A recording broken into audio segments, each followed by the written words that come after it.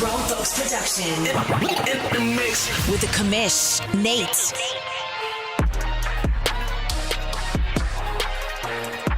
Hey, what's up, everybody? Welcome to Press Pass Live, your weekly OMFL podcast show. We're getting a little technical difficulties, but it's okay. We're going to work our ways right through it. Let me welcome in my two guests for tonight, Mr. Big Hurt of the Minnesota Vikings, Mr. Trey of those Washington Commanders. Fellers, how are we doing tonight?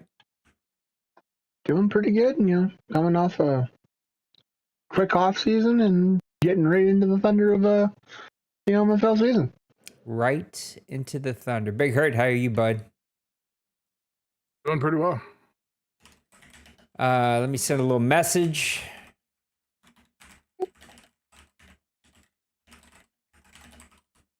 Mr. Big Hurt is a man of many words. He is tired. He has had a long day. Trey, I know, has had a frustrating afternoon as EA said, no, you can't play your game. We're not going to let you do that. So we'll see if we can't get through it tonight. I forgot to get the chat going. I'm sitting here jumping all the steps. Mr. Maniac is sick and not feeling well. What's up, Bill? And let me get this over here. And then our buddy Dwayne had to work tonight. There was a chance I might have flown solo. So I am scrambling here for some weird reason. Fellas, we're going to get this thing going with just some opening thoughts. I'm just looking for reasons to give points away here tonight. I'm in a point giving away mood, so we'll see exactly how this goes. Mr. Trey, why don't you get us going with some opening thoughts? I mean, we're halfway through week 2, and I think we have already the biggest upset in OMFL history. Nate, what happened in week 1? Would you like to enlighten us? Like, you went in against a early draft picked round D-Money, and you beat him. I did. Like, whoa. I did. Let me just send this little message right here. What's up, Nice Singer? I made a comment during my stream that I don't care if he is no limiting soldiering me. I will take the win if I can get it. And I got a message back saying, what does no limiting a season mean? And I mean, look it up, No Limit Records. And if you look that up or don't know, or if you know what that is, then you'll get it right away. I took it. We had to do a little comeback. Good luck to everybody that's got to play him. That guy has speed everywhere. So does Bird. Opening the season against the champion and a guy that's one of the most champions in the history of the OMFL. Not a fun way to start the season for a team that won 5 games last season, but that is what the schedule dealt me, and that's what we're dealing with. Mr. Big Hurt, give me some opening thoughts here, buddy. Just kind of looking at some of the stats and some of the early, records. Seeing some teams that I did not think that would start off 0-2 or winless are sitting at 0-2. And then there's just some, the Browns played a pretty efficient football last year and made their run to the OMFL Bowl. And Dwight Millick is off to a 9 touchdowns but 7 interceptions. Ooh. That's a lot of picks. But he's got the touchdowns to go with it, and he's airing it out because he's leading the OMFL with 751 yards passing so far through 2 weeks. So it looks like the Chargers are back on track as well because they are 1-1, but Justin Herbert is number 2 in passing with 725 yards, 7 touchdowns, 4 picks. And then we got Danny McDimes, still hot, 716, 9 touchdowns, 2 picks. I do think the DBs are playing a little bit better with the abilities back on. And so I like to see that. But, just, happy to be playing games again. Me too. I actually find the DBs to play worse. It's funny how we all perceive this game just a little bit different. Let's look at week number 1 in our 2-minute drill. Vikings and Lions. Your Vikings, I got to watch most of this game, come away with a 24-13 victory over Tim. The Colts and Randy beat up on Nicesanger and the Jacksonville Jaguars 31-3. This actually was a pretty close game until we got closer to halftime, and then Nicesanger just could not stop throwing the ball as interceptions and wouldn't stick to the run, and the Colts ended up running away with that one. Mr. Nipples and the Ravens win against Bill and his Giants 24-17. Got to watch some of this game. The Ravens just sort of overpowered that one. Penguins and the Pittsburgh Steelers win 24-3 against Fleury.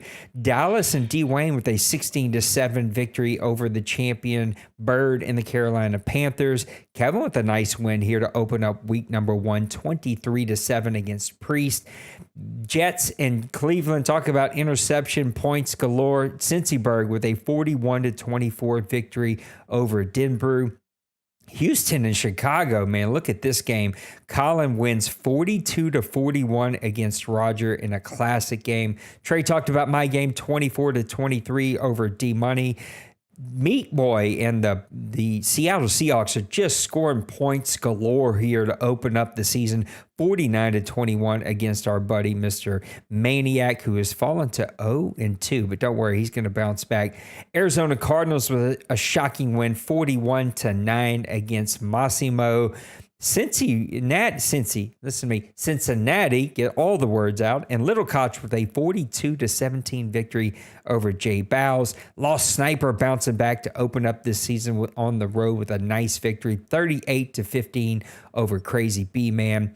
Mr. Luca with a 42-35 victory over Mile High. Jay Glaze and the Denver Broncos, a team that surprised everyone and got the number 1 seed last season. So big time victory there for Luca.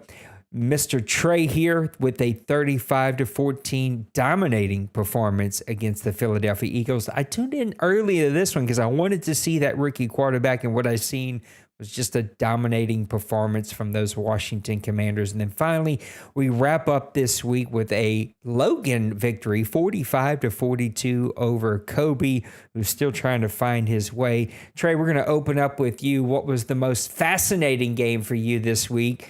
Let's talk about it. The most fascinating game for me had to go down to the Houston-Chicago game.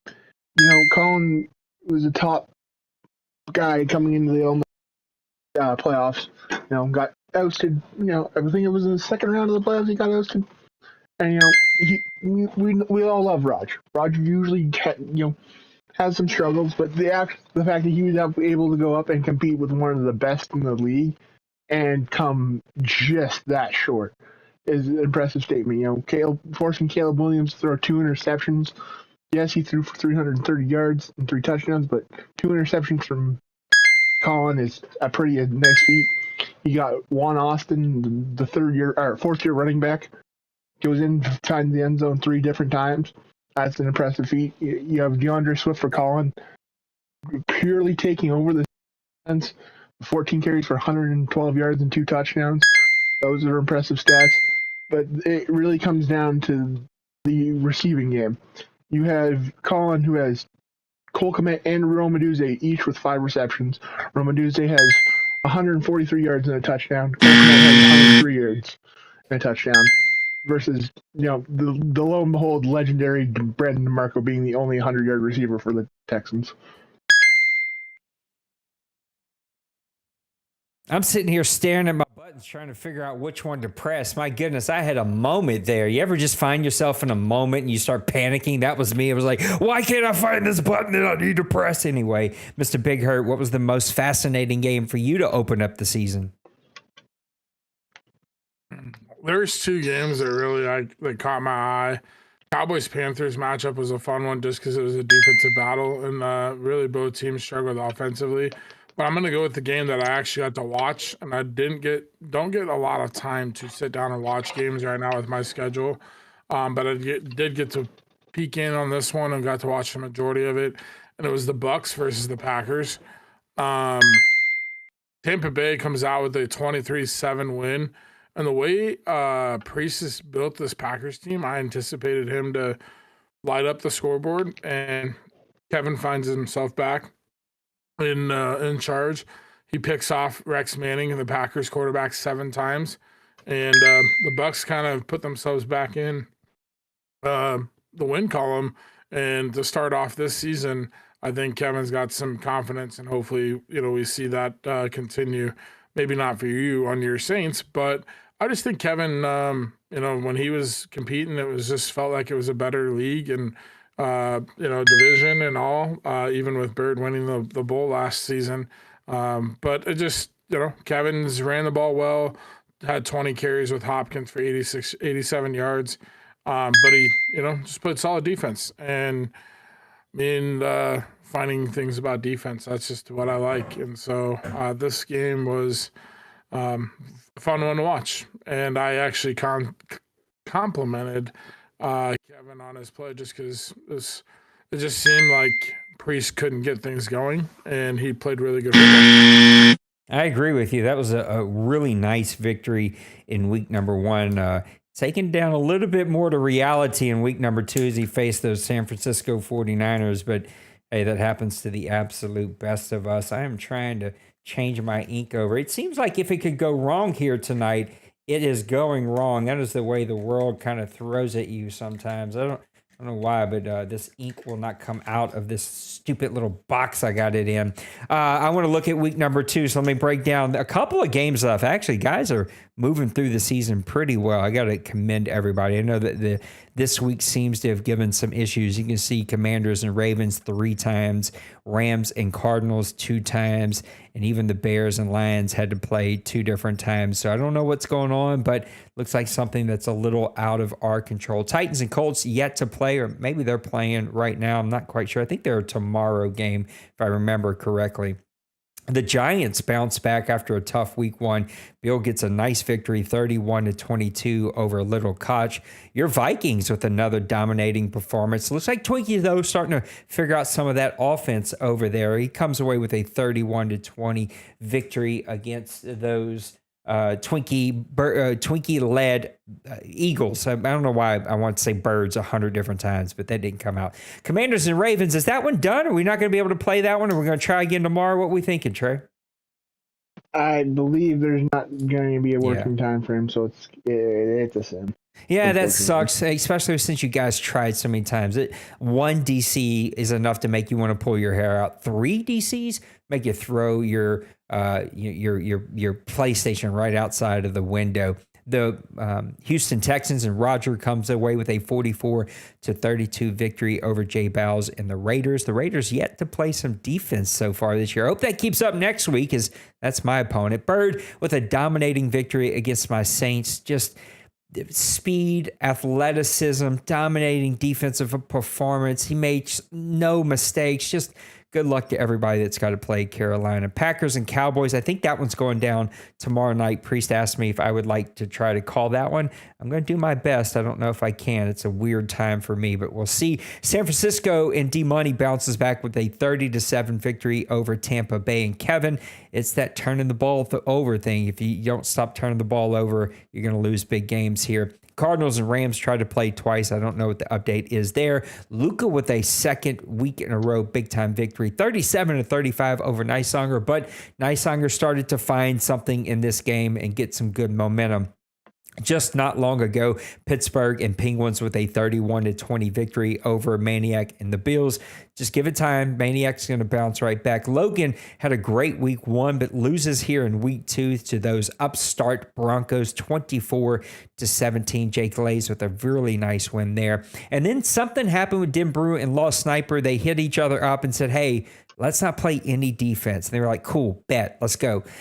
Cleveland and Denbrew comes away with a 56-41 victory over Lost Sniper. Seattle, I got to watch some of this one. Meek Boy, a 37-22 victory over Fleury. Fleury's just got such big play potential. It's just those Seattle Seahawks are just a well-oiled machine. Colin with a nice victory in back-to-back weeks here, 24-17 over Tim and his Lions. Tim needing to find himself. A couple tough games here to start this season. And then Cincyberg continues to flex on the league, 41-34 over Massimo and those Dolphins. Mr. Big Hurt, we're coming to you first. What stuck out to you this week? I'm going to go with the Browns and the Patriots. And I just think it's quite ironic that Denver 1 week throws 7 picks, comes back the next week, throws 7 touchdowns. something just seems off. But or five picks and then 7 touchdowns. But I mean, still, that's a lot of passing in a good way and a lot of passing in a negative way. If you're an offensive coordinator, offensive coach, you're kind of scratching your head and like, we got to clean this up. But at the same time, we're doing something right. He throws for almost 500 yards. And then obviously on the other end, Rusty Starr, which we've seen success from. He throws for 290 yards, 2 touchdowns on a pick. But it just the air attack from the Browns is just dominant. And the rushing game was pretty split, balanced, but really Jimmy Stevenson was the guy that led the category there for the Patriots with 9 carries, 100 yards. But man, oh man, Stephen Bayless, 8 catches, 292 yards, and 4 tutties. That is a day for Mr. Bayless. And then on the same team, David and Jimmy had 102 yards and 2 touchdowns. If this is the type of team we're going to see from Denver, watch out, Cincy, everybody else in the AFC, because when he puts up points, he's a scary, scary, scary team. Yeah, we've seen him do that in the bowl game. I still remember the seam route as that game was coming to a close to Njoku set up an opportunity for him to tighten that game up. He just has big play potential everywhere. Dakota, I don't know why I said Dakota. It's Dwayne, but I read his name on YouTube as Dakota. Dwayne, that's points. I know you haven't got to watch the show in a bit because you've been traveling and life has kept you busy, but we give away points. It's supposed to be a showdown down to one person who wins the whole show, and then they get to make their point. I guess I should open every show with that as people are still learning. Dwayne was like, why is there a dinging noise that keeps going off? Trey, we're coming to you. What stuck out to you here in week number 2 with a couple games left to play? First, with the live update with 6.5 to go, the Colts are driving on the 16-yard line with a 35-28 lead. But in terms of my key points of so far what we've seen, it has to be with the Jets this week versus Miami. The second straight week in a row, they put up 41 points. That's diabolical if you think about it, because you're going to have to play defense. Because if you don't, you need at least 42 points to win. Because he's putting up 41 every week so far. It's nuts. Danny McDimes, 448 yards, 5 touchdowns, 1 interception, only getting sacked once. 72% completion percentage is ridiculous. And that's also coming off of Jimmy Blanco, rookie quarterback. 413 yards, 4 touchdowns, no picks, but sacked 3 times for Miami. Josh Jacobs leading the carries with 11 with 75 yards. No rushing touchdowns in this game, so all touchdowns came via either the pass or other means. But yeah, it's showing since he's locked in, ready to go. He might be the top contender right now out of the AFC just in the first 2 weeks. A little too early to say, but he looks to be the front runner to make the run for the OMFL Bowl in the AFC, in my opinion. I absolutely agree. We got a tie game here after round 1, 17 apiece. Let's look at what we're betting on in week 3, 4, and 5. Going to give you one game to bet on. Who do you think is going to win this game? Here's our matchups in week number 3. We got all the way to the tippy top. Big Hurt versus Kobe. We got Penguins versus Little Koch. It's even though the names are written right here, it's hard to just try to off the top of my memory flow with it. Twinkie versus Kevin, Tim versus Randy, Luca versus Roger. That's going to be a fun one. Both of those guys know how to score points. Nipples versus Lost Sniper. Colin versus Bill. That's going to be a classic NFC ground and pound, good defensive game. With the same team we just finished talking about, Cincyberg going to go play Maniac. Let's see if Maniac can get that team back on track. Priest is going to play Massimo. Meek versus D-Money, the first big matchup. Let's see which one of these guys can come out on top. We got Crazy B-Man versus Trey. J Bows versus me and my Saints. We got Bird versus Jay Glaze. That could be a really, really good one. Joker versus Fleury. That could be a really fun one. Dwayne versus Denver. That could be a really fun one. A lot of really fun games here. And then finally, Logan versus Nicesonger. Coming to you first, Trey. What are you betting on here in week number 3? Game I'm betting on to be the most entertaining, I think, is going to be Meek and D-Money. That's just a shootout of a rivalry. But if I had to put a bet on anybody to guaranteed win a week, as much as me and Flurry have past history, and Joker and I have past history, yeah, I'm leaning Joker this one because Joker's got the puzzle pieces for his offense, the exact style he needs, and rookie wide receiver Gary Tyson is going to be a problem. And I just don't think in the first 2 weeks of the season that Flurry's got a defense that's going to be able to contain him, let alone slow him down enough to win a game. I absolutely agree. I'm hearing a couple of themes come out of Arizona. We're liking to blitz and user the defensive tackle, kind of getting insta shed pressure on you from both the blitz and the user defensive tackle. And I'm being told the same, I would say, for the 49ers. Those 99 speed, 99 acceleration rookies, they're a bit of a problem, fellas. Go ahead and buckle up for that one. Big Hurt, what are you betting on here in week number 3? I'm going to go ahead and bet the trend that stays the same for week 1 and 2. We're going to have points scored in week 3. And I just look at some of these matchups, and I just see a lot of points being scored. And I think the one that's going to be interesting for me is the Lions and the Colts, just because I feel like Tim's going to put a lot of pressure on himself.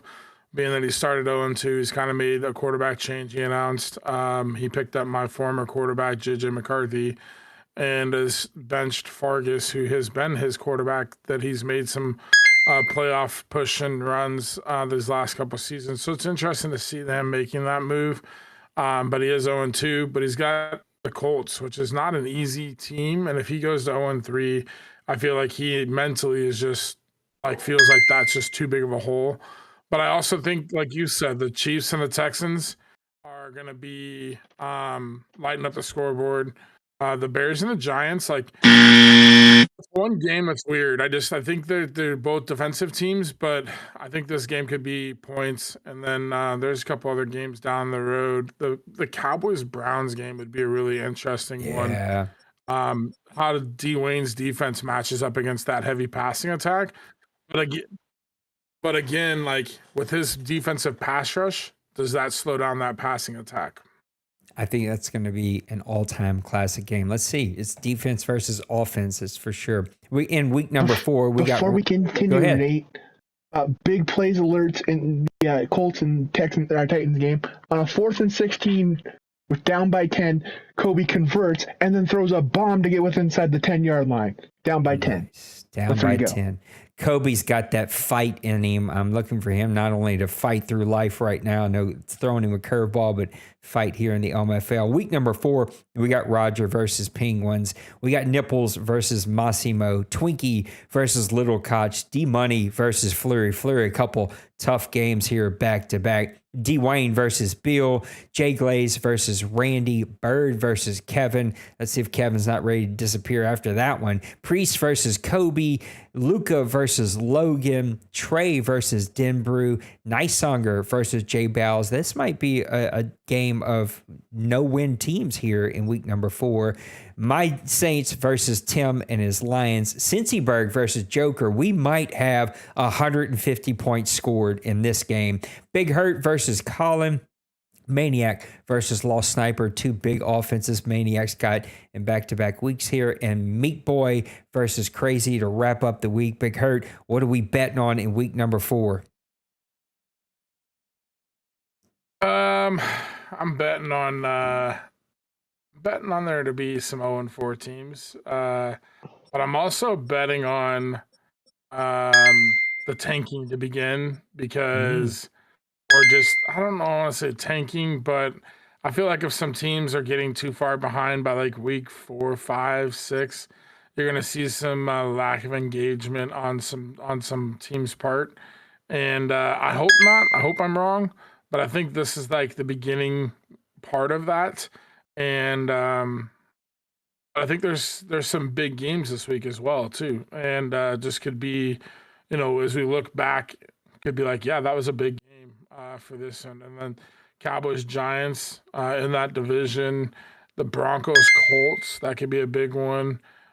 We talk about the Logan and Lucas had some success early on. That could be a big one. The game that I really like in this week 4 matchup is actually the Commanders and the Browns. Just the way Trey plays and the Browns the way the Browns offense and stuff is. Like I really just like that matchup. But yeah, like you already said, points galore in the Jets Cardinals game. So there's some fun games, but like I said, I just um, hope for sure that I'm wrong on the whole disengagement or lack of engagement, just because we are in our final season and I'd like to finish strong. You never know around him.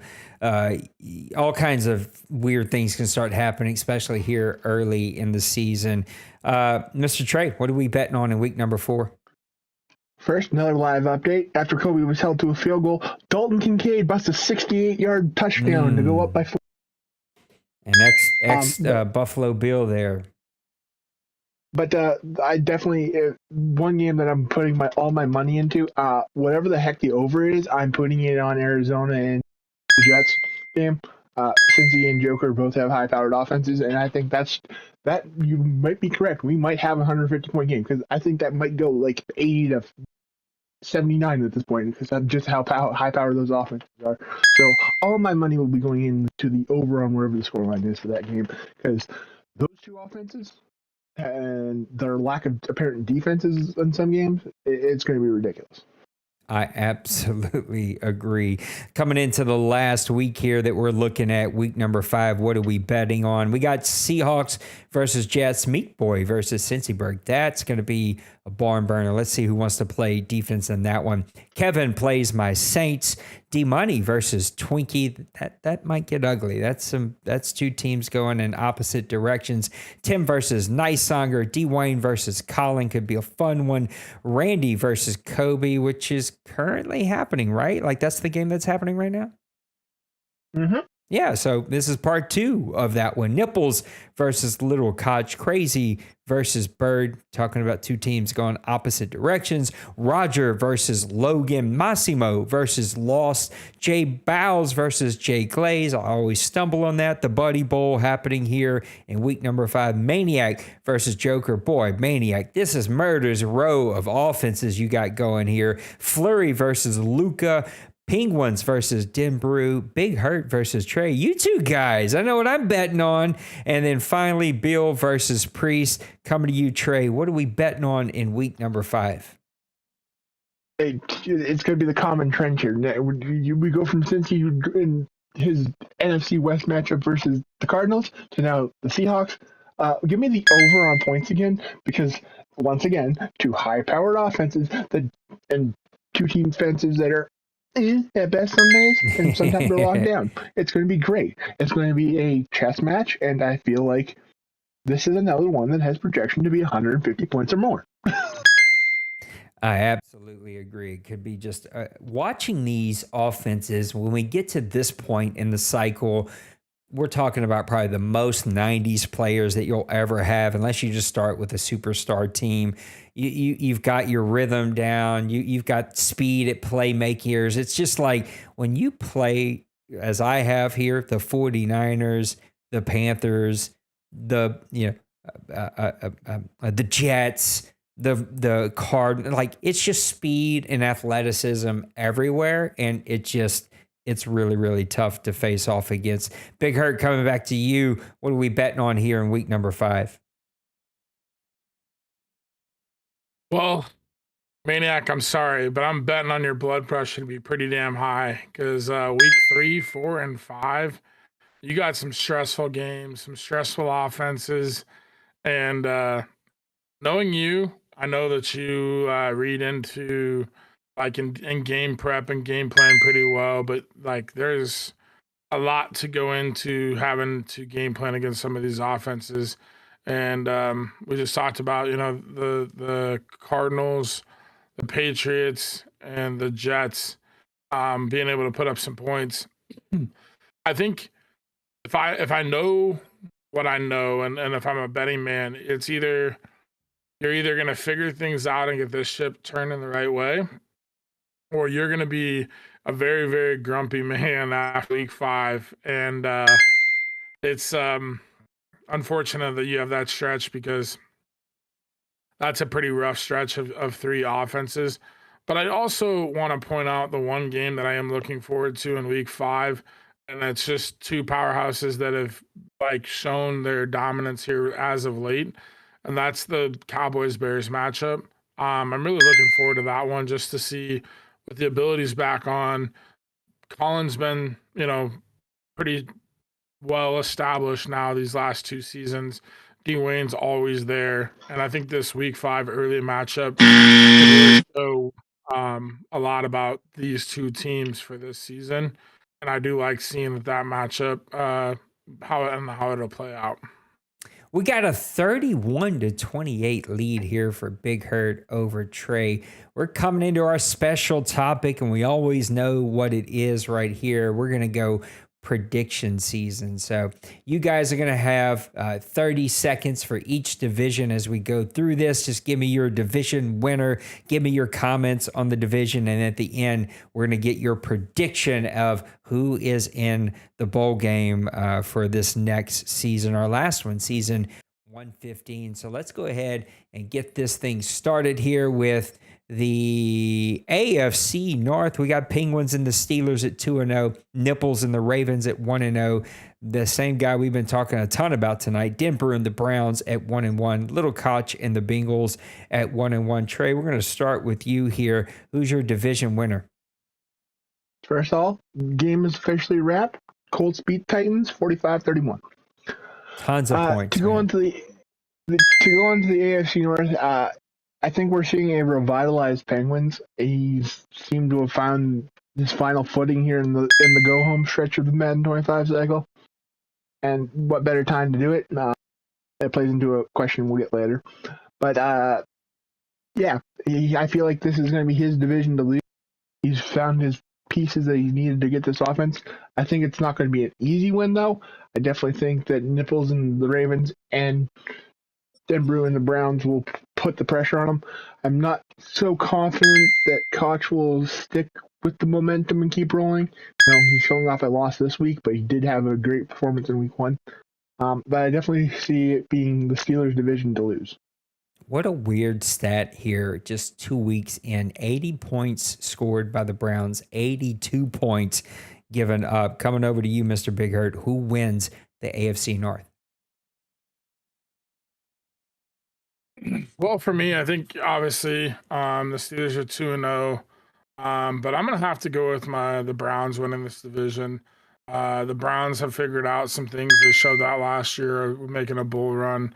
And yes, 82 points allowed is a lot, but when you look at the two teams he's played the Jets and the Patriots, and when those guys are on, and they can score a lot of points against anybody. Danny McDimes and Russell Starr are usually top 5 quarterbacks in the league. Maybe top 10 for sure, but like I said, stretch probably top 5, barring that Starr is healthy, obviously. But those two quarterbacks can air it out to the best of anybody with those owners too. And so I don't really look too much into that. It's definitely a stat, but I think that'll balance out as the season goes along here. Offensively, he's putting up 80 points, which is a pretty crazy number as well. That's 40 points a game here. And most of the time when you're putting up 40 points, you're going to win a lot of games. So Denver's going to be the winner for me in this division. I do think the Steelers have figured some things out and are in a better place than they've been. And I think they've just been waiting to turn the corner. But I think they've got a tough matchup going up against the Browns. And I like the Bengals as well, but I just think that the Bengals are behind the curveball with the dominance passing attack, and then defensively the Browns are still pretty solid too. But he's got the tight end and he's got a couple of receivers there in Cleveland that just make it really tough to defend. Nipples is going to be interesting. It's going to be a fun division to see what he can do. Let's go over to the AFC South. I'm going to go Big Hurt and then Trey. Colts and Randy just moved to 2-0. He just finished up a big-time victory, playing some great defense over there in Indianapolis. Roger and his Texans at 1-1. Nicehunger and those Jaguars having a hard time getting things going, but it looks like he gained some confidence this past week, even in a loss. He's sitting at 0-2. And then Titans and Kobe sitting at 0-2. Big Hurt, who wins the AFC South? I mean, I got to go with the Colts. It's the Colts division. I mean, this 76 points is a lot of points, We know the Texans can score points. We know the Titans can play good football. The Jags are kind of figuring things out, but it's just not consistent enough. So I think the Jags are going to be the one odd team out for me right now, just because they got to find the consistency of things. Kobe just hasn't been the Kobe that we all know. And I think, again, we've talked about it. Life is full bore for him right now, but he's also trying to figure some things out with his team. But giving up 90 points is just not Kobe type of football. And so I think that right there is just a stat for me to kind of scratch him out. The Texans can definitely win. He had us pushed last year. He figured some things out. He's been playing really good football. But the key statistic is defense wins championships. And when defense is there, you have a good chance of winning things. And I think that's what, again, is going to come down to for me is Randy and the Colts. When he needs to make a stop, he's proven that he can get that stop. But he's also putting up a lot of points. And he's also a guy that has a little bit of experience making playoff runs and being in the playoffs. So I think I just got to go with the guy that's been there, done it, and is doing it right now on the defensive side of things. So I go with the Colts winning the South. Love it. What up, Raider gang? Thanks for checking us out. We're talking OMFL. You want to find out what the OMFL is? We got the details down in the description. Trey, coming over you. Who wins the AFC South? I definitely agree. It's definitely a two-horse race between the Colts and the Texans. But the one stat that has me picking Randy over Roger, the Colts started the season off with 2 divisional games. They are 2-0. That is going to be a key factor in the season. They can now, at worst, they're 2-4. I don't see that happening. I definitely see them getting both wins over the Jaguars and Titans again. That gives them 4. Rodgers going to have to be on his game the entire season. He cannot have a slip up. His offense is good, defense is lacking. Whereas, as Hurt mentioned, Randy's just got that offense and defense working perfectly. Yes, he gives up 31 points this week, but you look at last week, that's 3 points he gave up.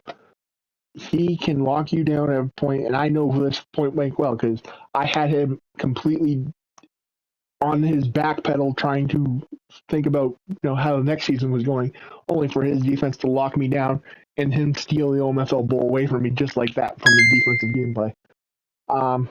He definitely has the experience, and I definitely look to see him ride this wave of momentum through to being the AFC South champion.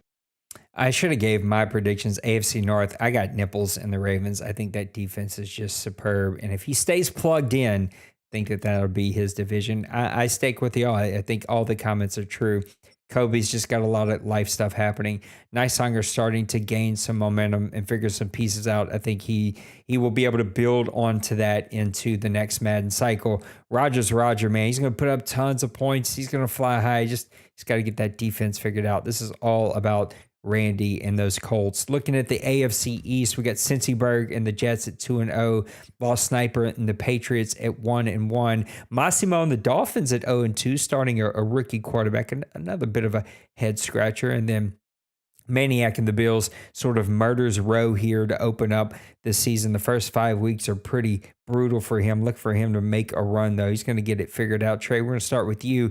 AFC East, who wins this one? As much as I'd love to make this a 3-horse race, I think the 5-week stretch to start the season is going to put Maniac too far of a deficit. I think he'll make a run for a wild card spot, but I think it'll be too large of a gap for him to catch up to Cincy and the Jets, who I have winning this division. Loss will put a good run. He'll be a contender for a wild card spot, but Cincy's offense is just cooking way too much. When you're averaging 41 points a game, you can't make a mistake, because if you make a mistake, especially with not playing 15-minute quarters and we're playing, shortened, that's not enough time. You get 28 minutes a game, I think. Because we've 7 minutes did we play on, I think we're are we 9 or 10? 9. So you get 40 minutes a game play at max. Yeah. If that's less than that's over a point a minute. If you are not averaging that with him, you're going to lose at this point. Good point. And you can't make those errors. And since he has a defensive style that he can make you make errors, that's just how he plays. And with his offense cooking, it's going to be impossible to make a mistake and win.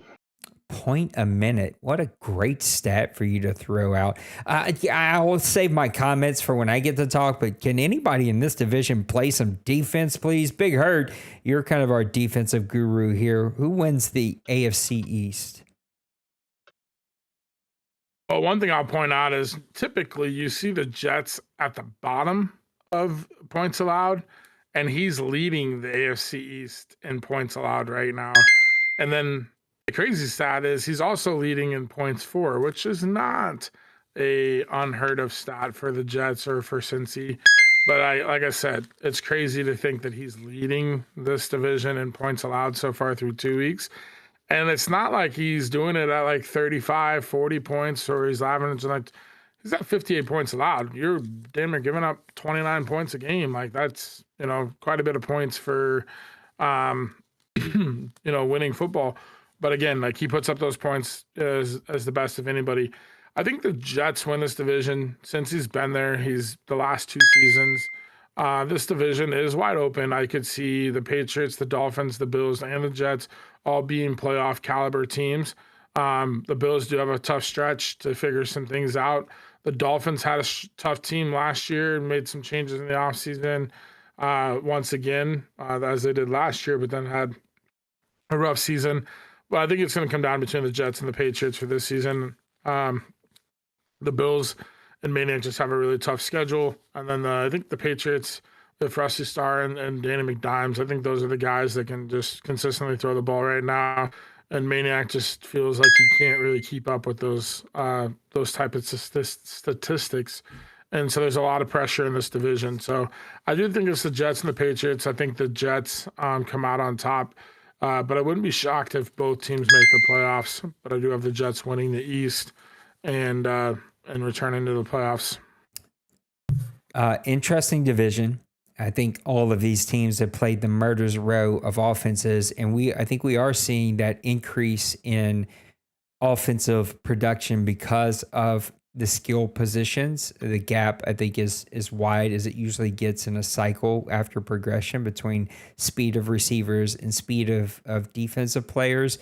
And it looks like some of the top teams, they have the fastest defenses. Some of the lower teams just don't have enough speed to keep up. And I think that's also going to shift play calling. I wouldn't be surprised if we see a lot more zone this season to wrap up the cycle because of all that speed.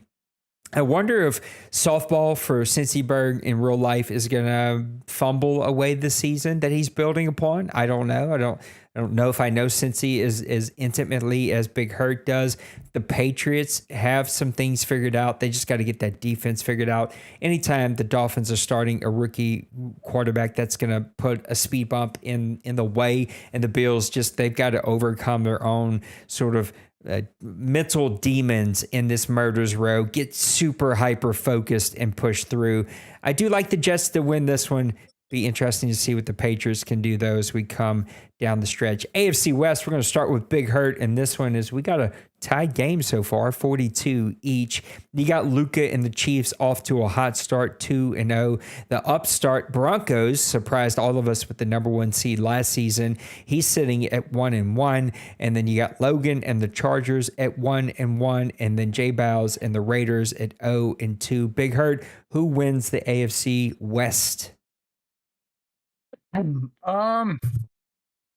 This is a tough one because I think the Broncos' success kind of really put Jay Glaze back on the map, and he kind of always finds success late in a cycle. But Luka and the Chiefs have been chomping at the bit and just been like right there.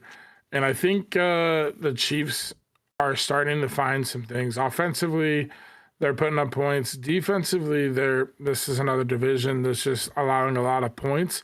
But I think Luka's got the team. I think he's finally beat the Broncos this season to start it off early, which gives him a little confidence and a fast start. And typically it seems like he's always trying to finish strong and after a slow start or a hiccup early on. And so I think that's the key thing for me is this year he's not having that slow start. He's off to a 2-0 start and kind of leading the pack right now. it's still really early. The Broncos, the Chargers, I think could easily win this division. Um, I think the Raiders they're still building a young squad, and I think they're kind of just maybe a step behind the other three teams. I think that the Chiefs do pull it out, but I would not be shocked to see if I saw the Broncos or the Chargers win the division. I wouldn't be shocked, but I think if I had to pick one team early on, based on what's already happened in the first 2 weeks and seeing the Chiefs and Luka early success and a little bit different tail of the tape, I have to go with the Chiefs right now. Trey, who wins the AFC West? It's going to be a close race. I definitely think that it's a 3-horse race. I just think the Raiders are just not there competitively with the roster.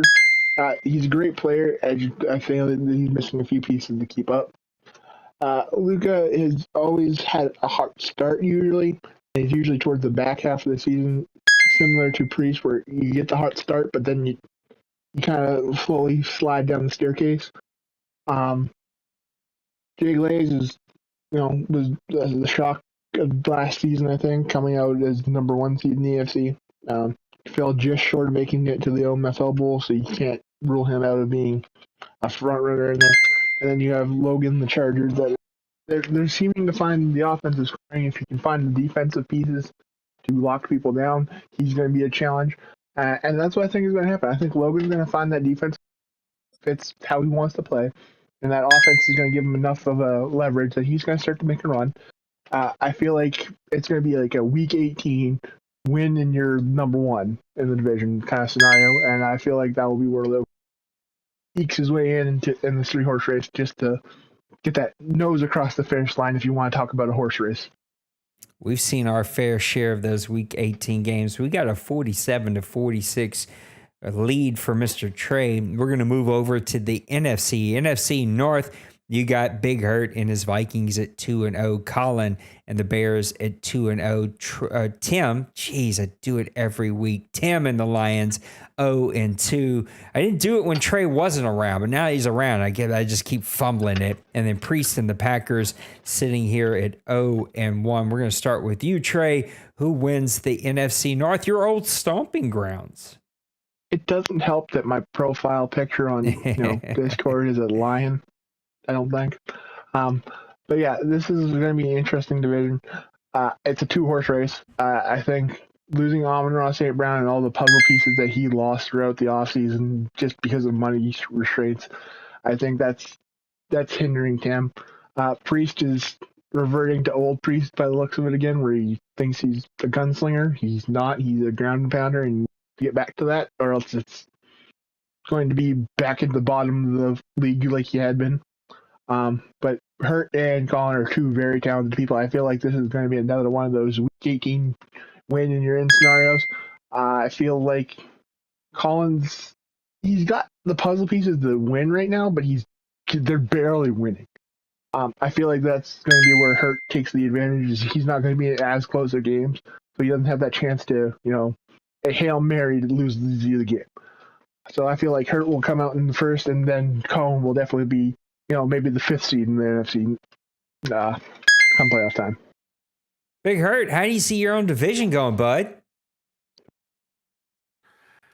Yeah, this is a fun division to talk about, obviously since I'm a part of it. But I would love to know that my team is in a place to win. I do see myself competing for a playoff spot. I've had a good first 2 games, but I look at those 2 games and just the struggles of Tim. I don't know if it was just like a big game matchup for him or whatnot. And then kind of the Eagles, I struggled early on offensively. I did kind of clamp things down in the second half, made some plays. I like to say that I'm playing good defense to do the right things. But I think for the big thing, Colin's team is just like, when you look at the roster, top to bottom, he has a championship quality roster. He has the quarterback, the running back, multiple receivers, the offensive line. And then defensively, he's got the lockdown corner, the linebackers, the pass rush, and he's got speed everywhere.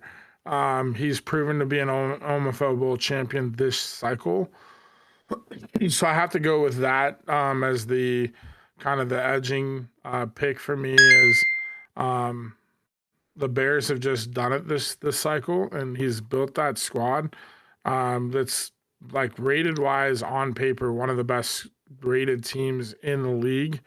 And Colin, when you give him that kind of a team and that quality of a team, he's a tough opponent. And I think last season, we played twice, and I think I beat him by 4 or 5 points, and he beat me by 2 points. So I don't expect much different.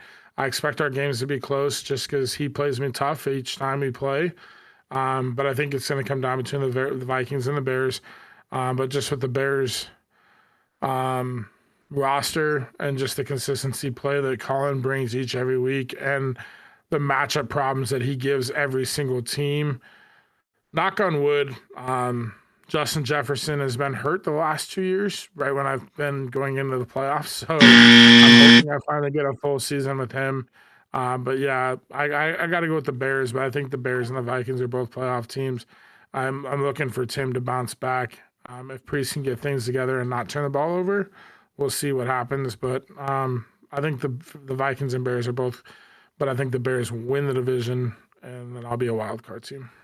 I like the Vikings to win this division. I like the defense, and that is what's making me lean that way. Now, listen, injuries could change that, could shake that up, but I think, Big Hurt, you're gaining your confidence. And when we've seen you go the furthest here, it is when you're playing outstanding defense, and clearly that is what you're doing. The Bears have had a couple of tough matchups here to open up the season, but he's still sitting at 2-0, playing really good offense. The defense has been shaky in moments, but he's on a 2-game winning streak to open up the season, 1 away, 1 at home. I think he does have a championship caliber team, and he will be right there pushing this division to the very end. Anytime you hear the Lions are under a quarterback change, it just makes you pause and worry. Fargus has been the guy that has brought him all the success.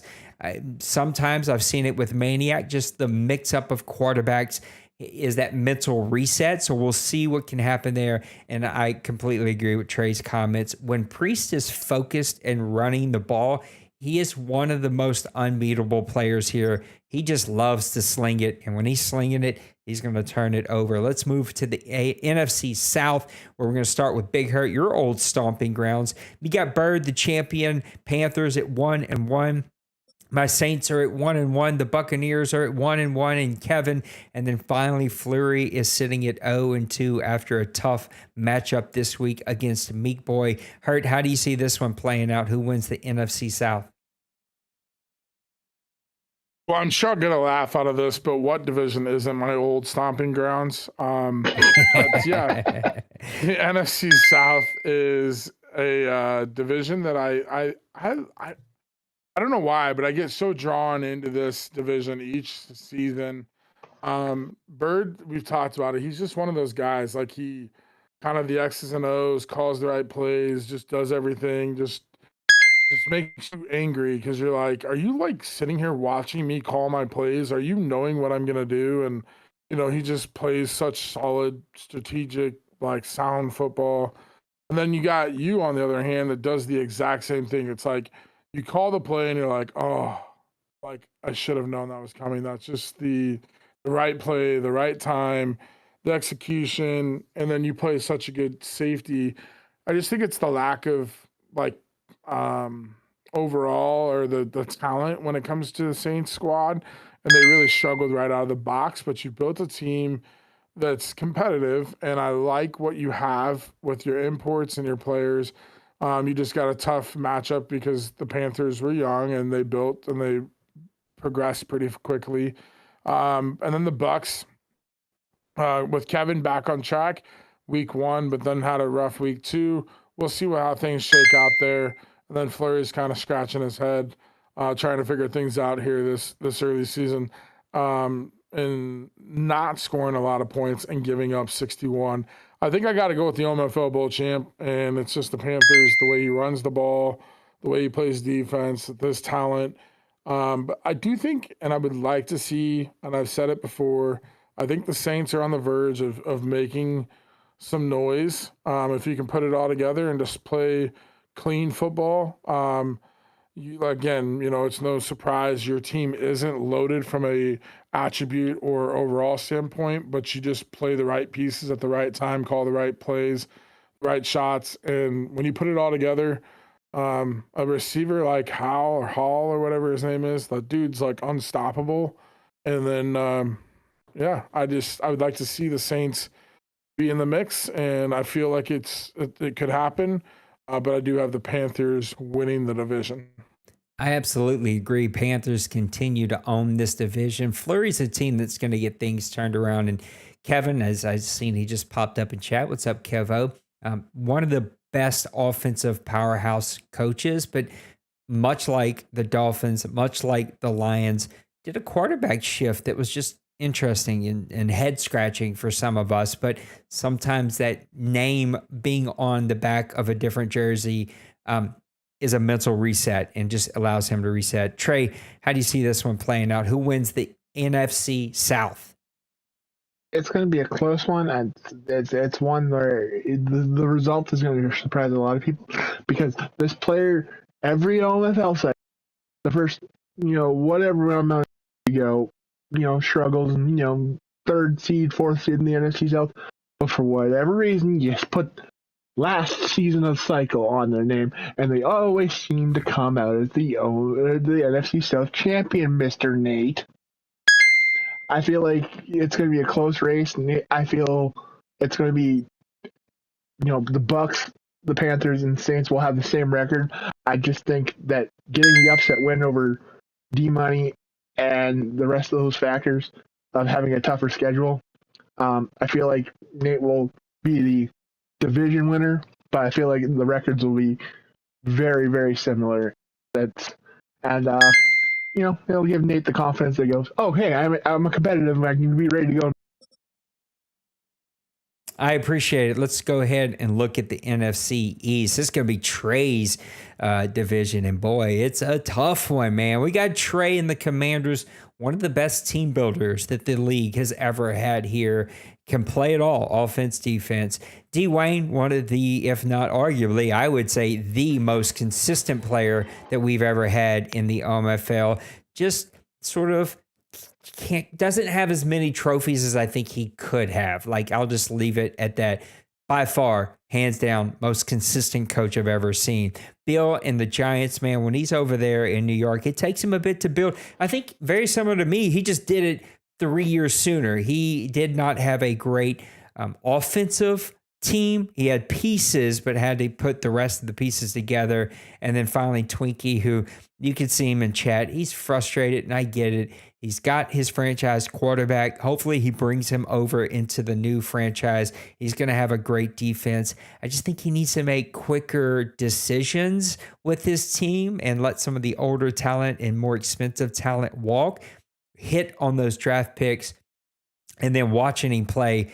When he sticks to running the ball and then building off of that, man, he's a really, really good player. I think the Cowboys win this division just because he's Mr. Steady Eddie, but Trey's going to make him earn it. Bill never gives up. He's going to fight him to the very end. Big Hurt, how do you see the NFC East breaking out? I see this being a kind of a old school just dogfight, and I do think there's 3 teams that right now could compete. I just got done playing the Eagles, and I will say this, like, I don't know how that Eagles team is 0-2, and I don't know how he hasn't made the playoffs and made a name for himself, because he played really good football for like 3.5 quarters, and then it just seemed like one mistake here, he had an unfortunate fumble.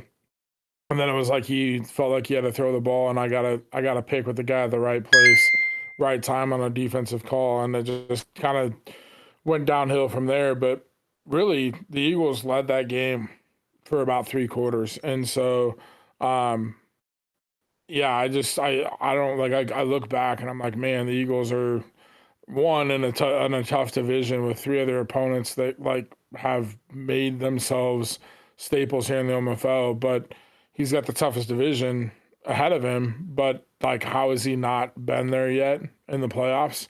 Just mind blowing in a way.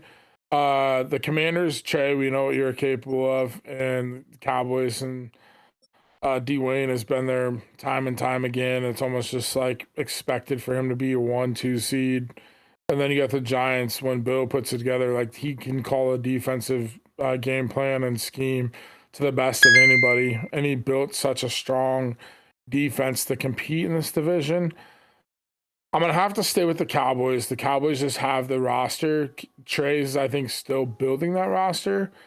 He's made that roster, kind of flipped it in a very short period of time to be competitive. I do see the Commanders making the playoffs this year. Potentially all 3, Commanders, Cowboys, and Giants, can make the playoffs. But I just think the Cowboys are going to be the team at the end. And it's just because Dwayne has built that squad from the first season this cycle, and it's just been consistent. And he doesn't like make any drastic changes. Like he might make a small change, but he keeps his core group there. He runs the ball. He plays good defense. And it's just, like kind of just old school, beat your head against the wall because you know it's coming. And he just continues to do it better than all of us. And so yeah, I got the Cowboys being at the top, but the Commanders and Giants pushing and possibly making and getting 3 teams in from the East this year. Has to have the highest winning percentage in the history of the OMFL. Trey, how do you see your own division breaking through? It's going to be a shootout. We were competitive for the first little while, but then injuries, lack of their talent for my team were holding me and Bill back. I think we're going to give Dwayne the biggest push for that spot that he's had in a good minute. Do I think we get it done? Personally, no, but I'm not going to say that I'm not going to find a way to pull out an upset or two and maybe take both games against him, given how close they were with a, rookie quarterback they had. Now they have Jaden Daniels back there.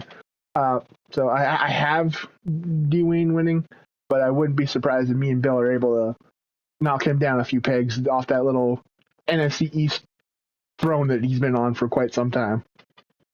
He has been up there for quite some time, but he doesn't mind shining some light on some of his fellow NFC brethren. Let's look at the NFC West. Meek and the Seahawks are 2-0. Joker and the Cardinals at 1-0. D-Money and the 49ers at 1-1. And poor Crazy B-Man and the Rams are at 0-1. Trey, you're going to wrap this one up before we go to the mailbag here. Give me your winning team here in the NFC West. If you were to tell me, if we were to have Press Pass Live following immediately after week 1, I would have told you that this is a 2-horse race and that it's going to be between the Seahawks and Cardinals because it looked like he was still checked out. But week 2 showed a different light. It looks like he's back in his normal routine. So I think this is going to be a 3-horse race. It's going to be interesting to see how Meek and Joker deal with a seemingly check back in for one season, D-Money. And if D-Money is seemingly checked in, you have to give him, even though he's currently the 3rd seed in the division, you still got to go D-Money if he's checked in because he's just that dominant of a player. So for now, it's D-Money, but let's get some more confirmation to see if he's completely checked in or not. Bird would give him a run for his money. The Jets would give them a run for their money. The Seahawks would give a run for their money. I know I'm leaving other teams out that I just haven't played, but the 49ers felt like the fastest, most athletic team I'd ever faced in the history since probably Penguins and those old Steelers teams 3 or 4 Maddens ago. I mean, he's just got 99 speed players on top of 99 speed players. Big Herd, how do you see the NFC West playing out? Well, I can see there's going to be a lot of points scored. This might be one of the, along with the AFC East being one of the most high scoring divisions in the OMFL. Man, this is such a tough one because, like, Meek Boy kind of seemed like he found it, and then I played him in the first round and I was like, I had picked him to go to the MFL Bowl game, and I drew him first round, and then I just like got everything went my way in that first round playoff game. I think Joker's put himself in a position where he's been such a offensive, high scoring, potent offense, and then defensively he just plays where it just frustrates people, blitzing and the defensive lineman, and he's good at it, and it just like frustrates a lot of people and gets in your head that way. But then you got D Money, who just is D Money, like there's nothing else to say. It's D Money. And so, man, if I early on, what I'm gonna say is D Money seems like he's back. He's playing in week 2. He played a game. And if that's the D Money that we're gonna get, then I can't go any other way but to pick the Niners to win this division. And I could see all 3 of these teams making the playoffs. But again, if D Money's playing his games and we get the D Money that we saw week 2 instead of week 1, then I'm gonna see the Niners winning. And I think he might have just figured out, like, hey, I got to play a certain way, or I got to, do something differently. But again, I would not be shocked to see the Seahawks, the Cardinals, or the Niners win this division. But early on, I'm going to go with the Niners. That's our predictions here. I'd love to hear Maniac and Dwayne whenever they got time in chat or something. I don't know. I just miss those 2 guys being with us, giving their predictions. We haven't got to see Dwayne in some time. Life has kept him busy, and he's a busy dude. The guy does a little bit of everything. We got a 65-61 lead for Big Herd as we go into the mailbag. I'm going to hold you guys to a tight clock here. We got 2 questions from Colin.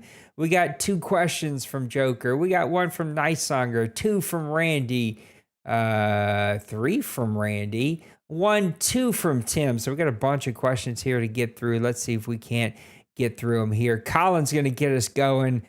He's going to say, which draft picks do you think will have the biggest impact in the OMFL next season? So I think he means this current season that we were in. What are some of the biggest rookies that you think will have the biggest impact? Trey, we're going to start with you, bud. I think it's already shown prevalent. The biggest one is going to be my front runner for Offensive Rookie of the Year, given the offense he's in, and that's going to be Gary. I think it's Tyson from the Cardinals. You giving Joker a guy that likes to run, a lot of cross patterns with his offense, which benefits those speedy receivers. He's going to have that guy cooking to a point where we saw Quentin Copel be dominant his rookie year. There's potential that Tyson will smash everything Quentin Copeland did and make Quentin Copeland look like he was a petty little ant compared to what Gary Tyson's going to do. Big Hurt.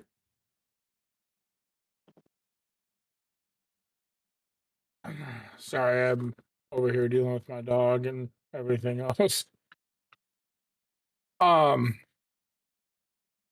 Yeah, the draft pick that I have, I think I'm gonna go, and this might be a shock. I'm gonna go with the Eagles quarterback. I just played him, that's why I know. But I want to say it's Danny Dixon or something like that. Best quarterback I've ever seen come out of the draft. Oh, the dude is like a crazy good quarterback. And that's scary because you put him on the Eagles roster for next Madden, like, holy cow. This guy's got 97 speed, and he took off running, and he's like 6'3", 215, 20 pounds. And I was like, dude, that dude's huge. Like, how the hell is he running that fast? Like, I got decent speed linebackers, and this dude's just running away from my linebackers. And I was like, but he can throw the ball too. I think with a little progression, Danny Dixon could be a scary OMFL piece for a couple seasons, and maybe all of next cycle. And I think if Twinkie stays engaged and doesn't get in his head and gets frustrated and whatnot, I think this guy is a huge building piece for him. I absolutely agree. Colin says, which team do you think is a dark horse contender for season 115 OMFL Bowl? Big Hurt, we're going to start with you on this one. Man, dark horse. That is a good question. I'm going to say the Steelers. I don't know if I would consider them a dark horse just because, like, Penguins is, I was about to say Bird, but he's flightless Bird is what I was thinking. But the Penguins with the Steelers, like, that's just a division where it's just a tough division, and I don't see him right now, but I've seen him like right there in the mix of things. So I think many people would probably see him as a dark horse. If I had to pick, like, this might sound crazy, but I think like the division leader, as I pick the Chiefs, like I think that might be a dark horse if he puts it all together. And then this, I don't even know if I could say a dark horse in the Commanders, but like just because of what Trey's done in the past and like his ability to call a game, call the right plays, be really good mistakes. I think if the Commanders could be that next NFC team that gets a wild card and then just makes a run, and everything kind of plays out the right way, the Commanders could be a dark horse. Just because of Trey and who he is, but I could see that being probably my favorite of those three teams that I mentioned. Trey, I'm not sure he left you any dark horses out there, but pick a pale gray horse maybe. Going roster wise, it would definitely be, as Hurt was saying, would mention me, because I still don't have a roster that should be competitive. How I do it, that's just a compliment to me, but here nor there. But my dark horse as a team, I think a lot of people could be shocked, and this goes with the pick of who I think is going to be offensive rookie of the year. I think Gary Tyson's going to provide enough of a game-changing influence in this game that I could see Joker and the Cardinals pulling a lot of upsets over teams that just don't have the capability to cover his scheme. Because you've got three receivers, I think, with 97 speed plus. That's hard to defend because you don't get many corners that match up with that. And then if you get the unfortunate aspect of getting a linebacker matched up over them, you're almost giving up a guaranteed touchdown at that point because there ain't no linebacker that's ready to run down the field with those guys when it comes step for step. That was going to be my dark horse as well. I think Joker is a definite real dark horse there in the NFC and to go all the way. Joker's question, who's going to be first to last and last to first in the NFC and AFC? I'm going to keep us to a little bit stricter because I feel like that could go a long way. Sorry, fellas, if y'all can't separate your questions, I'm going to give you 1 point. So sorry, Joker. I like we can't put 9 questions in one post. Anyway, pick an NFC, pick an AFC, pick a first to last or a last to first. That's a tough question, but Trey, we're going to start with you on that one. I guess the NFC, you've got to go D-Money. He was, I think, last in his division last year. I think technically that's right. So I guess that's like the easy, here, let me give you a pitch shot that goes in the hole. AFC, I don't really know if there is one. I guess maybe Koch could, if he keeps his momentum going and finds his footing again because he's always been a good player. I guess that's the AFC representative. That's really, it's hard to say because a lot of the guys that usually finish last aren't finding their momentum in the OMFL cycle to kind of go from first to last, or last to first. Big Hurt.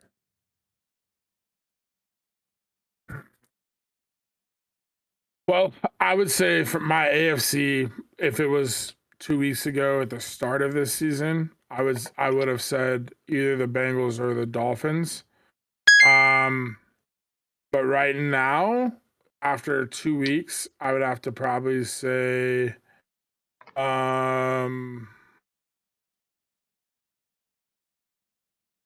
oof, probably I'd probably go with the Bengals just because I think if he can gain traction, he's proven to be there before, and that division's kind of beats up on each other, and he's the buddy bowl, like it can go either way. I just think Massimo's in a division where, with Cincy and Maniac and Lost Sniper, just a little bit too much for him to overcome. But I think those would be the two teams in the AFC that I would have probably been like highlighting as first or last to first or whatever. In the NFC, I would have to say my own division. The Packers would be the one team. If he can put it all together, the dude always leads the league or is high in the league in sacks with Lucas Van Ness. He runs the ball. He passes the ball pretty well. It's just the amount of turnovers that takes him out of the game, and he gets in his own head. I just think if he could put it all together and just limit the turnovers, I think he would see a lot of success. But I think that's just like him being Priest, and that's just kind of how he developed himself. But I would say Priest for the NFC would probably be my one last to first. I like this question from Joker. Who's going to be the upset king of the season? Meaning, who's going to pull off the most upset wins? That's a fun question. And I think if I had to pick somebody, I think it's going to be Mr. Kevin and those Tampa Bay Buccaneers. He'll figure it out, even with a rookie quarterback. He's got lots of skilled position players. Big Hurt, we're going to start with you. Who's going to be your upset king of season 115? Looking at records right now and teams that are probably behind the eight ball and going to be in an upset status, I mean, Kobe, Maniac, who's the other one? I was just looking at I was in the Packers for the NFC. I'd have to say for me, right now, if I had to pick one team, it'd be Maniac, just because I know like he's a playoff caliber, OMFL Bowl caliber owner. I just think he's kind of like struggling and not really confident in his team, and like he's got a tough schedule. But I think he also plays to like his opponent. So when he plays some of those top end guys, he's going to play good football, and he's going to get some chances to have some big upsets. So I'd have to say the Bills would probably be my one right now to probably be the upset king. Trey, upset king. You're not going to like this because it's pointing out some stuff, but unfortunately, Nate, that crown falls on your head. I think a lot more people would expect you to be winners in, and you've already got a head start on it. You upset D-Money. That's the game that you've openly said you normally don't win. The fact that you pulled out the victory in that one's already got you on the front run to go with it, get that upset crown, in my opinion. You got games versus the Broncos. You got games versus the Ravens, the Chargers, the Commanders, the Seahawks. Your division you have multiple games against, and still a Lions team that is up there and teams that can be considered a top-end team. He just has to find his footing. All those games are games that you would look at and say that you're not the favorite to win, and you've proven already this season. Even though you're not the favorite to win, you can still pull out the win if you get the right game plan going.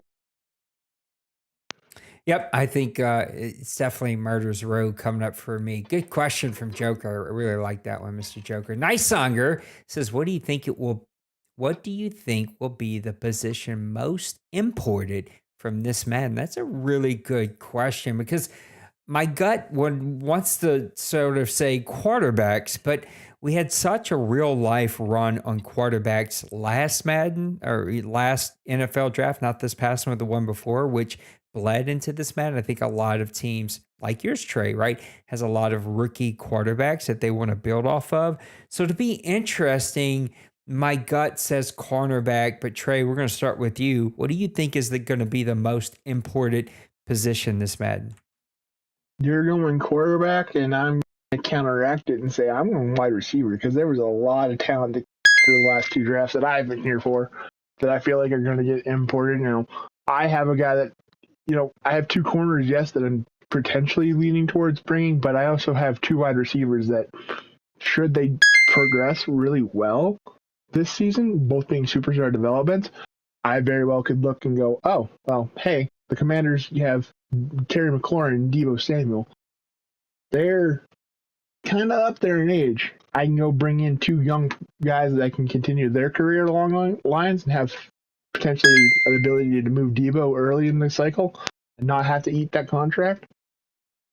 I feel like just wide receivers is going to be a key play and going to surprise a lot of people about how many people come across the cycle. I think for sure. I think I already know Joker's bringing Gary Tyson. I just feel like that's a given at this point. Big Hurt. For me, I think it's going to be quarterback. I think defensive back, cornerback's going to be right there as well. But I think a lot of guys are potentially looking at quarterback just to get the guy. And the reason I say that is, that's the recipe for success in a lot of people's eyes, just because of money. Quarterback's a very expensive position, and when you bring a quarterback on a rookie contract, especially like a guy that's been drafted 1 or 2 seasons and whatnot, you can, not have to worry about the money for 2-3 seasons into the first or into that new cycle. So with that being said, I think corner, there's a lot of corners, and that's also the way a lot of people look at it, is like, what's the first position? Get the lockdown corner. But there's a lot of teams that I think are looking at bringing quarterbacks. I know the Raiders have talked about it. The Jets are looking at times. Star, high so potentially good. might be bringing a guy. So be interesting to see, but I'd have to go quarterback. Yeah, there's so many young OMFL quarterbacks who are really built up. I think that's a great point by you. And there's the balance of, I think we do see some really high-end young quarterbacks not come over because of the contract situation. And it made me smile a little bit, not a lot, but a little bit, to see that D-Money had 2 big-time players get paid big-time money. One of those he's going to have to deal with, one he's fine with. Here's a good question from Randy. Can you think back to any drafts where you had an opportunity to draft a player, you went a different direction, and they turned into a superstar for someone else's team? I can't think of any for mine right off the top of my head. I'm sure there's so many drafts I've been through that there is somebody out there.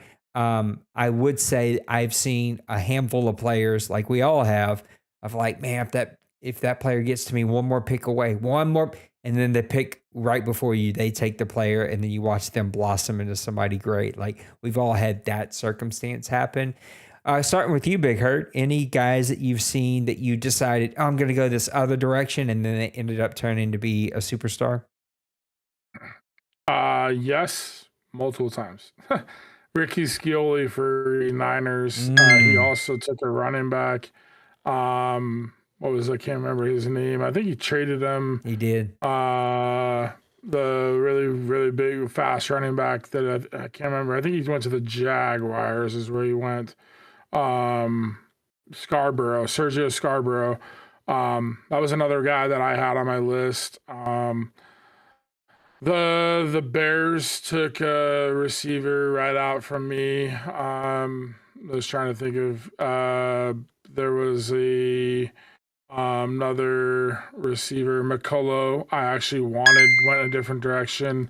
Randy got Devin McCullough, who's now a 95, just 6'5", 230 pound, just beast at 23 years old. So yeah, There's a lot of guys that that I can look back and I'm like, oh, maybe I should have went with that guy. But that's not. I will own it. I am not a good draft person. I don't know what it is. I just don't have the right eye like some of these guys in this league. I don't know if I'm doing the wrong homework or if I just don't know what I'm looking at.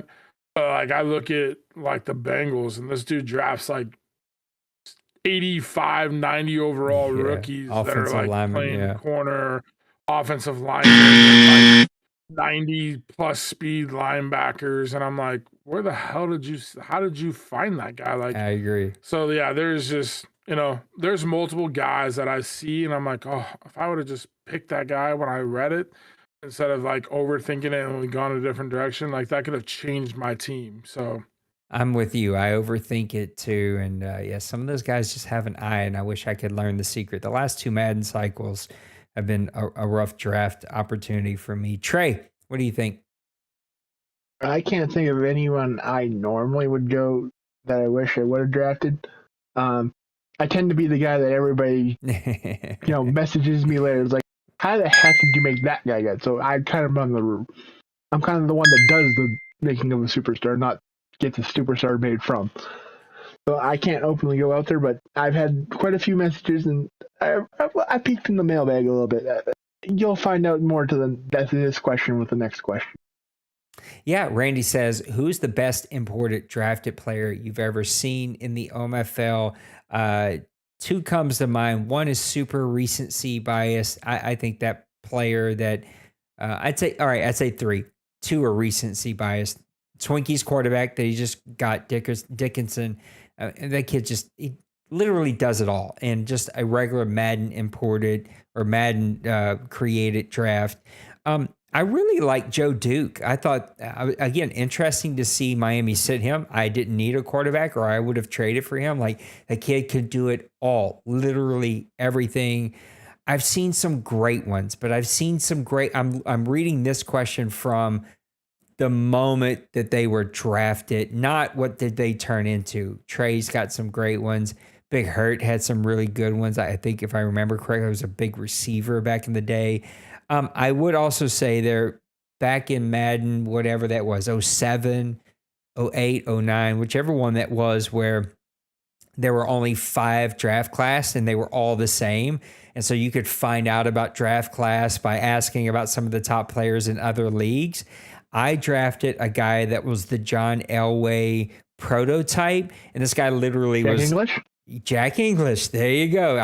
You can find old videos on our YouTube channel. If you search the oldest videos we have from Jack English, that guy could literally do it all. By far, my first or second favorite Madden drafted Saints player I've ever had. I had a linebacker way back in the PC days, like 03, I think it was, that he was just an absolute stud. Don't even remember his name. That's how long ago that was. But Jack English was a ton of fun. Big Hurt, I'm coming to you first. Who's the best imported / drafted player you've ever seen in the OMFL?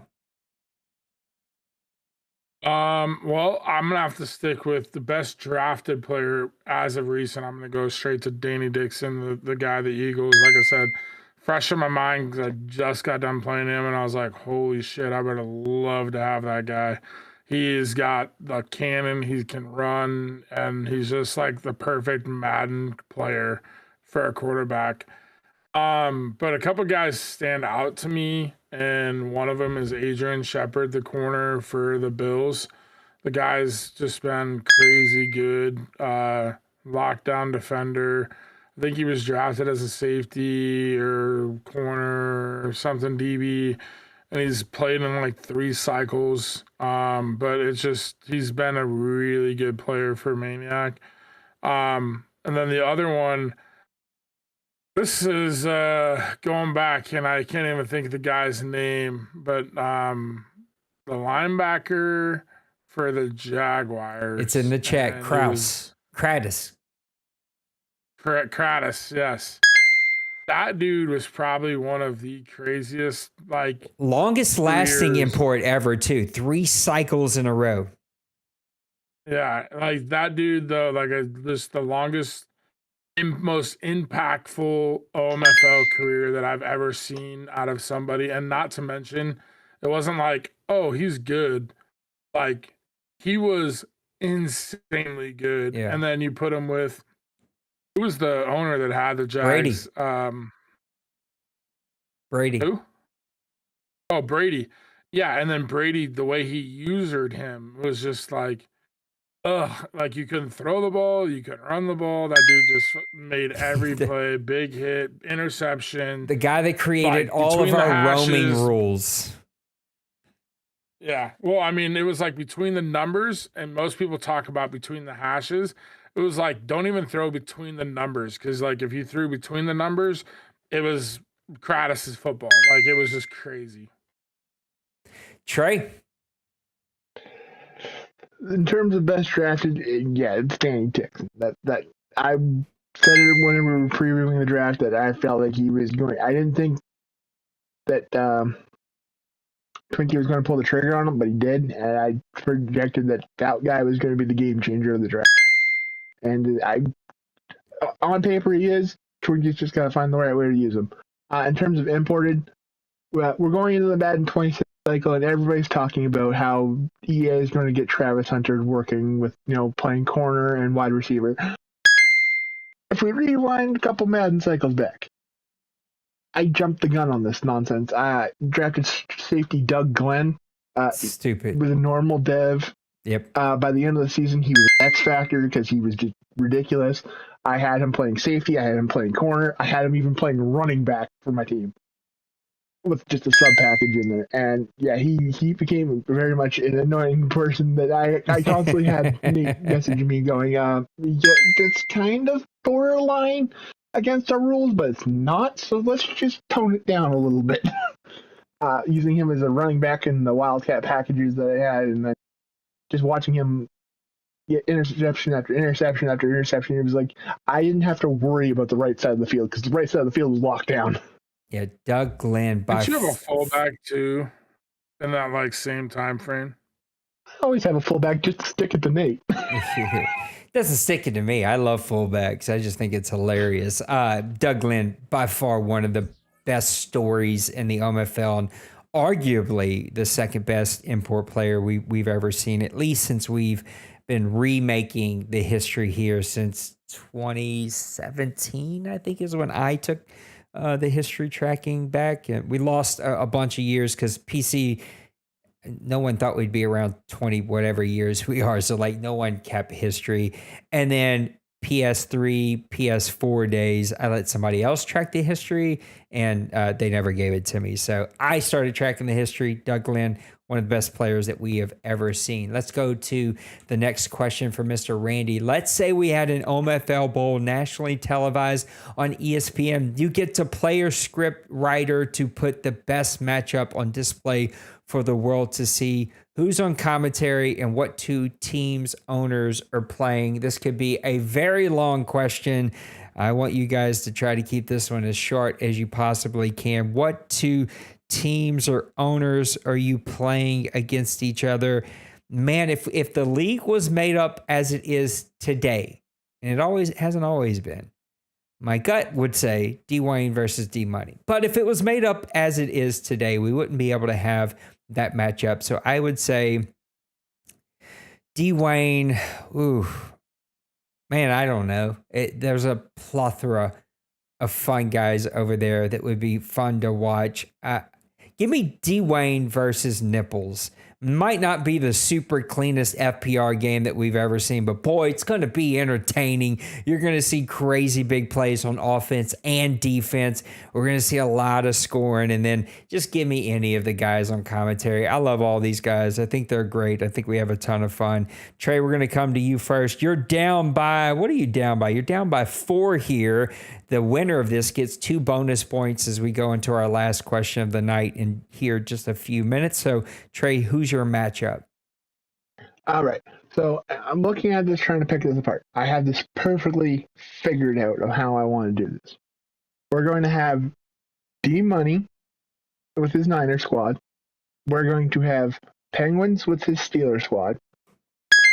On color commentary, we're gonna get Maniac. On play-by-play, we're gonna get Nate. And our on-the-field analyst, we're gonna have me and Hurt. I dig it. Big Hurt. This is such a just It's a fun question. Man, matchup wise, I'm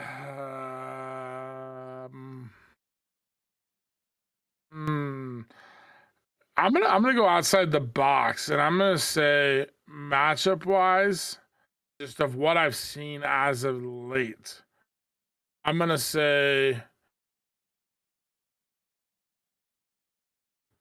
I'm gonna go Bears with Colin versus Cincy and the Jets, because I feel like both teams offensively can air it out. They don't really like to run the ball, but they quietly run the ball efficiently. They defensively put a lot of stress because they have such good secondaries. But at the same time, like, in today's world, you want to see points scored, and these two offenses can score a lot of points and entertain the viewing community. I would say for the commentary, I'm going to say, Nate, you're going to do your play-by-play. I think you're the best at that. And then I just think, for shits and giggles, I'm going to have D. Wayne with about 6 drinks in him. Yeah. and then I'm going to have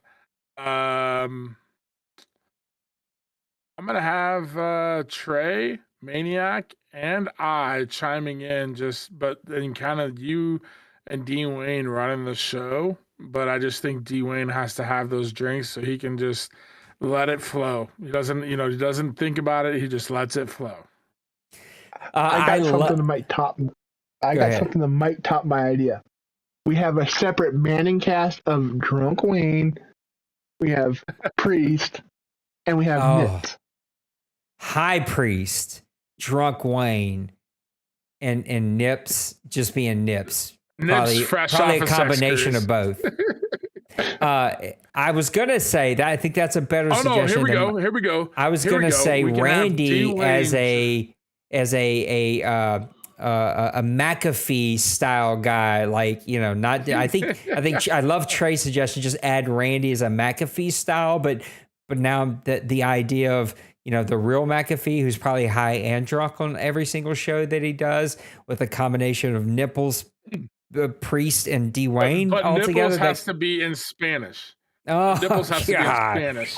Oh, this is getting ridiculous. This would be amazing. We got to make it happen, ESPN. Tim says, which import are you happy you won't have to face anymore? We need to wrap this up. It's 11:20. This show way too long. Which import are you happy you won't face anymore? I don't know, because I don't know who's not going to bring imports. I would think of my division. That's the guys I face the most. Nobody's really coming to mind. Bucks have a great running back. Falcons have a great team. They have a great cornerback. I'd love to not face anymore. And the freaking stupid Panthers have great everything. Their linebackers and defensive line are just stupid athletic. Any of them coming to mind for you? Starting with you, Big Hurt. Shepard from the Bills. That dude's done. He's too old. I know Maniac's not gonna bring him over money wise, but I've played that dude a handful of times this cycle. And it's like that dude, I think, averages like 2 to 3 picks against me per game. Frustrates me, just locks down Justin Jefferson. Or at the time, I think I played him one time when I still had the Falcons. And it was just, I was frustrated to beyond a belief. So, yeah, I would say not maybe in my division, but just knowing that if I have to face Maniac, he won't have that corner to just give me fits. Trey. Personally, I'm going to experience it later this season, but I already don't want to play against Bruce Ross and and the corner I drafted that Tim has brought along. I'm just blanking on his name because I'm big excited after the thought process of ESPN putting us on air. We'd be perfect for ESPN 8. I'm saying, put us on the Ocho. We'll cover it. Yes, we would be. But in terms, I have one it's not an import, but it's a real life player that I'm excited it's going to get debuffed for hopefully longer than a season, and that's defensive end Sam Williams for Mr. Wayne, because having him and Parsons is just too much of a headache, and I'm looking forward to not having two headaches on the field at the same time for hopefully more than one season. I hope some of those 49ers players get buffed as well. Tim has a great question to wrap us up, and then we'll get to my ultimate showdown question. We got a 93-88 lead for Big Hurt. So wrapping this one up, first going with Trey. Now Bird has joined the list of OMFL championship owners. Who is the next to get their first championship? I think that's a great one. Trey, what do you think? I think the one that has the closest potential to do that, and he just needs to get out of his head come playoff time because he's a great regular season player. I think it's Meek. I think Meek's the closest. He's there every year. You talk about Wayne being consistent as a division leader. Meek isn't consistent as a division wild card. You can almost at the start of each season go, okay, you have Wayne, you have usually if he's checked in D Money as your division leader, and then you have Meek there. He can hop, skip, and jump with he can hop, skip, and jump with D Money. He's given D Money by far the biggest fits in my time being around in terms of the division. But I feel like he's just got to find that thing in when it comes playoff time. It seems like he over pressurizes himself and starts to make the panic plays because he feels like he can't make a mistake or else he's going to lose. And then he ends up making those mistakes by putting too much on himself. So if he can figure that out, I feel like he's definitely always going to be a contender to get that first championship out of the way. Man, there's so many owners that just sort of come to mind. But what do you think, Big Hurt? I was going to say Meek Boy until I played him in the last season in the first round. I picked him to go to the MFL Bowl last year when we were talking playoffs and, predicting whatnot, the playoff picture and everything like that. And he just kind of proved me that playoffs are just not his thing. The dude was like 13-4, I think, or whatnot when I played him. And he just I don't know what it was. It's just like he... Kind of like what Trey just said, he overpressurizes himself, or the moment's too big, or he just changes his game. I don't know what the answer is, but Meek Boy is the closest. But I think the guy that's sneaky and right behind him, and I think if he gets his opportunity, I think he will capitalize on it. Whereas Meek Boy's had his opportunities and has failed. Is a guy in the same division, and it's Joker. I think if Joker gets his opportunity, I think Joker could easily right now.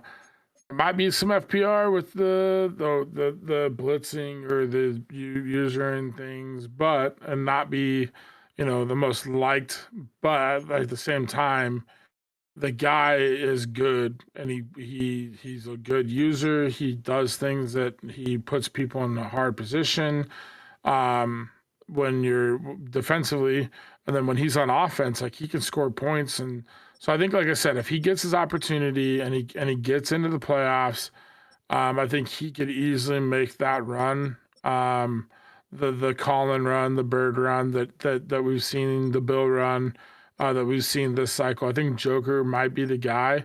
I've been leaning towards Meek, but I just think Meek's had his opportunities, and I don't know, the moment's just not his or whatever. So I think for me right now, I'd have to say it's Joker and the Cardinals.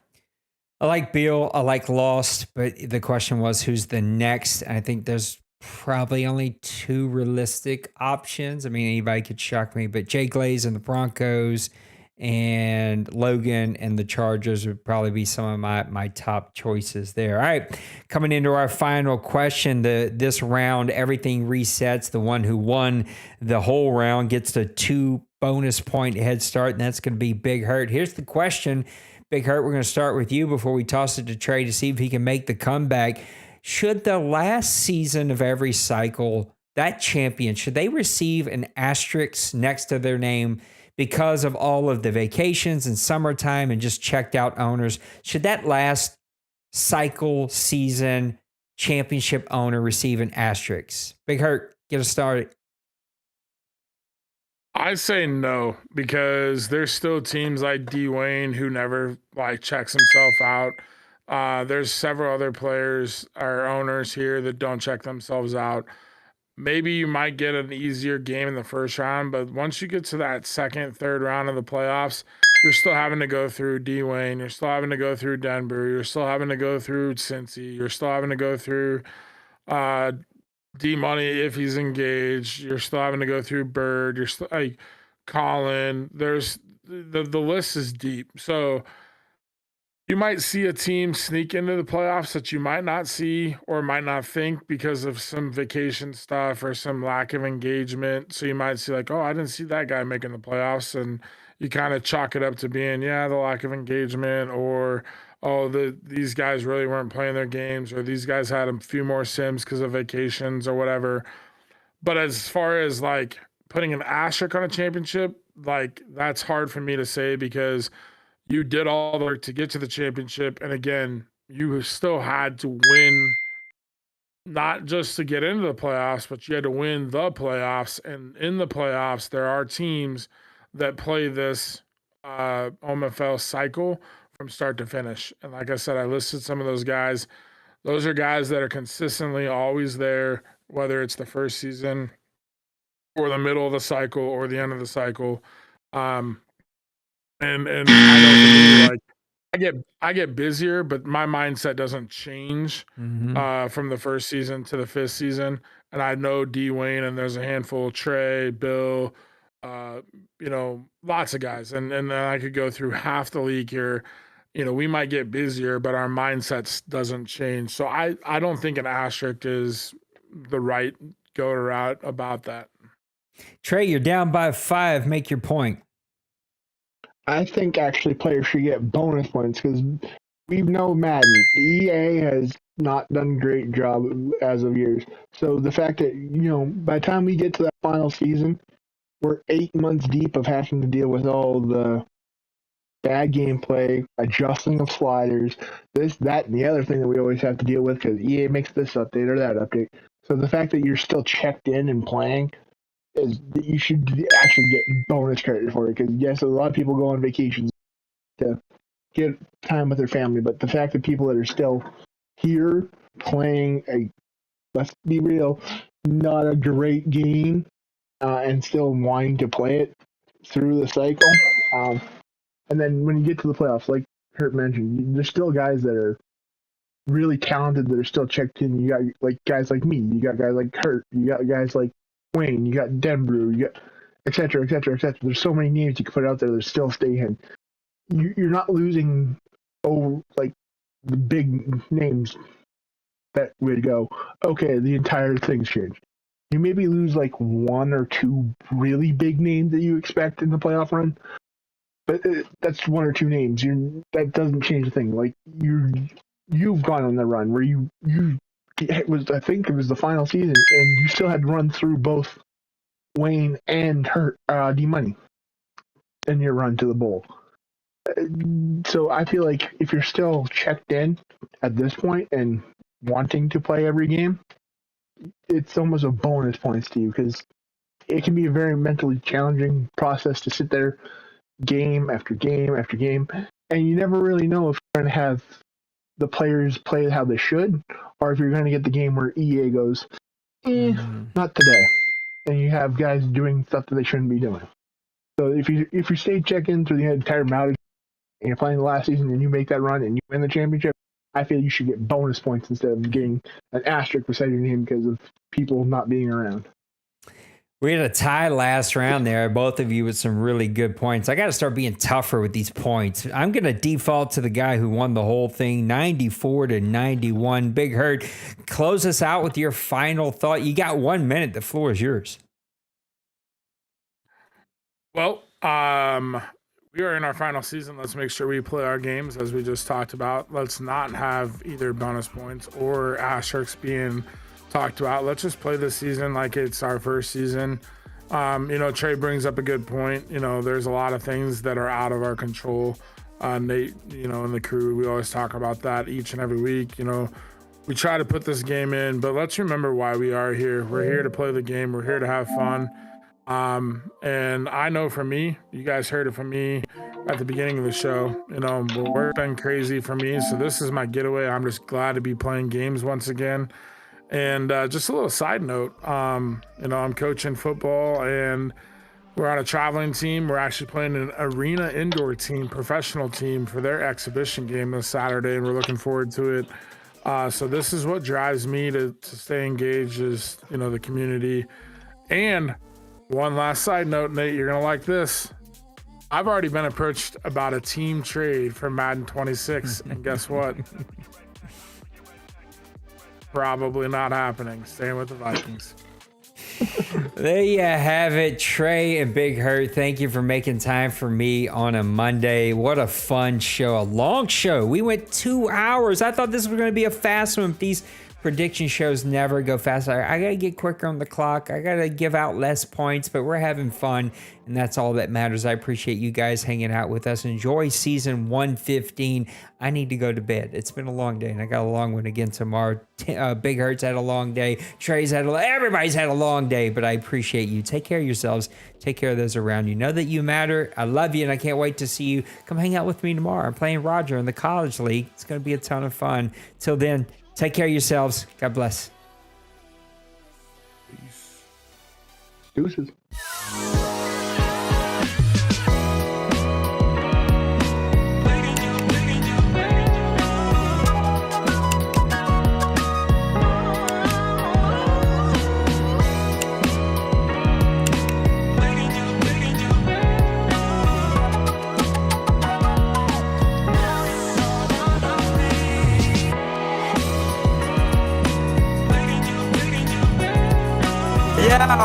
Smash that like and subscribe.